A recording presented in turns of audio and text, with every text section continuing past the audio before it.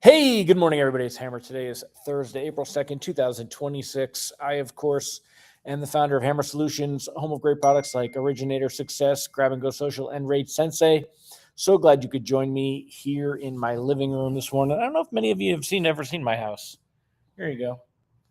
There's my lovely, impressive house. I'm sitting in my lazy boy. I slept like crap last night. And So anyway, I'm waiting for a mobile vet this morning. I got a whole kind of bunch of stuff. So I am not in the office. I'm working from the chair this morning. So still here. Thank you for joining me. Remember, you join me live each and every weekday morning, 9:30 a.m. Eastern time. Today we're going to be talking about the reversal in optimism and what it's going to do for rates.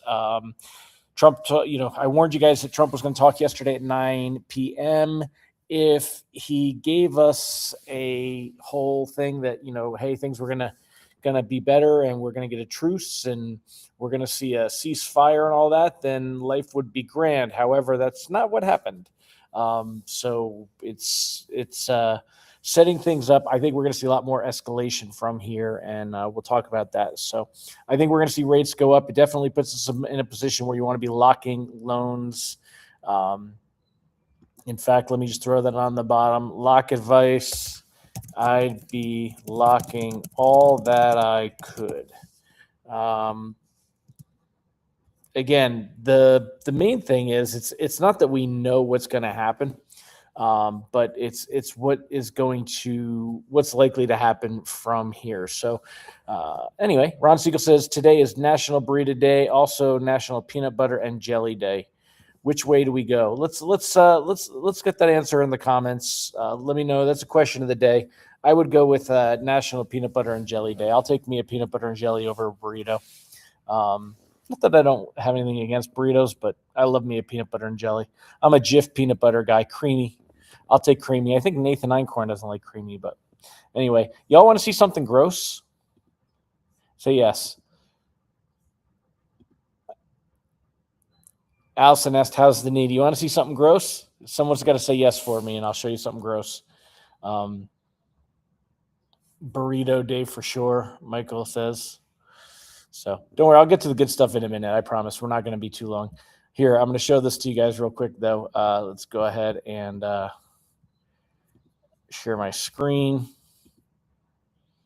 And I'm going to get rid of Ron Siegel says, no, I'm showing it to you anyway, dude. Check this out. Booyah. How's the knee? Oh, look at that bruise, baby. Look at that bruise. Ow. How is that? Man, I'll tell you, that is brutal. That is the craziest bruise I've ever had. I think it goes all the way down, all the way through the back of my leg. Man, I don't know what they did to my leg when I was sleeping, but so yeah. Anyway, that's what I was going to show you. Pretty gross. So all right, let's show you something else that's gross. Mortgage-backed securities. Believe it or not, though, only down 10 basis points on the day. That's not terrible when you look at where we were at. You can see here, big drop off in overnight trading. That, of course, was due to Trump's comments and everything. Oil jumps yesterday after Trump vowed to hit Iran extremely hard. And so, again, I know people get very frustrated, but there was one hand where Trump was talking about how everything was, he was going to make it. It was all going to be, we're close to a ceasefire, and he didn't care if the Strait of Hormuz was even open. And then now we're going to go back to blowing up their energy sites and things like that. So, but we have not seen a strong reaction. Again, bonds being down 10, 12 basis points, it's not bad. It's really not. But it does put you in a position. We've seen a nice improvement over the last couple of days on rate sheets. We've seen bonds that have improved quite a bit. If you take a look here, we've seen, look at this. You got, sorry, I'm done the little computer here. You got 1, 2, 3, 4, right? We got nice days here, nice improvement. We've seen rate sheets that have improved quite a bit, as high as 6.64, dropping back down. It's time to lock those gains in and call it a day. I'd be locking in anything that I could lock in, even if it's closing in 30 days, because the likelihood is that we're going to see more escalation from here. And as we see more escalation and we see boots on the ground, if we do see Trump go ahead and follow through, he pledged an escalation of attacks on Iran, threatening to hit their electric generating plants if they don't agree to U.S. demands to end the fighting. I told you they were bringing in that third ship. This is not a good sign. It definitely looks like things are going to escalate out there. And, one day we hear about how everything is going to be better. And then the next day we hear about how everything is, we're going to have to blow them up. Iran says, no, we have not been weakened. They're pushing back and saying that, even though Trump is threatening to bomb Iran back to the Stone Age, it's tough. It's tough to see. We don't get the information and the data that we really need. But as far as are we reaching our goals for this, there was never any real goals laid out.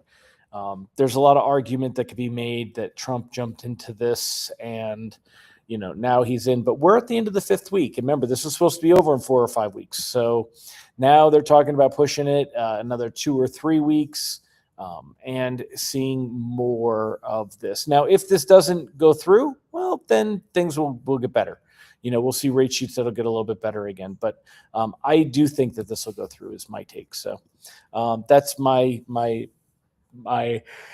take on it. I'm not going to be too long today. I did not sleep well last night. Ron said, I'm taking the other side of the bet today. I would not lock today. The market's always overreact. Yeah, but dude, there's not much of a reaction. When you look at the overreaction, we're talking 10, 15 basis points. That's not a bad thing to lock. I think rates are going to get worse over the next few weeks. I think this puts the jobs data on the back burner again. I think that, if we do see escalation and more boots on the ground and we see, true damage of these energy sites in Iran, that's going to push oil higher. It's going to push rates higher. So, and if that's what Trump is saying is going to happen, I believe him for now until he shows otherwise. Ron said the new carrier deployment was pre-planned and one carrier has already left the theater. Well, that's good. Tiffany, lock in for 45 days. I would lock, but that's just me. I would lock everything that locks because the reality is if we do see escalation, if oil prices push up to 120, the oil was up this morning. What is it now? I think it's at 110. Hold on. I'm taking a look here. CNBC oil. So Brent is at 109. So if it pushes up to 120, you're going to see rates that are going to shoot higher. We've had a nice little reprieve. We've seen a little bit of recovery. Now that the expectation is that things are going to get worse, that's what I would lock in and take it. Ron says oil's 113. I'm looking at ICE Brent on CNBC. Ron, what are you looking at? The new carrier can't be there in less than 2 weeks. Yeah. So, all right. Well, anyway, I'm going to wrap it up, y'all. Again, I'm just not feeling it today. Here's my live. Here you go. Situation. I have hit a wall. I was feeling real good yesterday, and today, though, I probably did overdo it a little bit yesterday. I'll admit it. Today, I not feeling it, and I'm very tired, so I need to get some sleep. But most of the tired, believe it or not, is not from the leg. It's from my back. They tried to give me a spinal block, but I had damaged my discs in my back and compressed the discs, and they were not able to do that. But the amount of pain, I don't think I slept the entire night last night for maybe more than a half an hour before waking up. And even then it was a very light sleep. So you guys know how that goes. So anyway, I appreciate all the kind words and kind thoughts.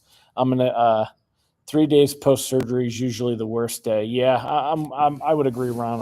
I knew that it would be that. So I'll take it easy today.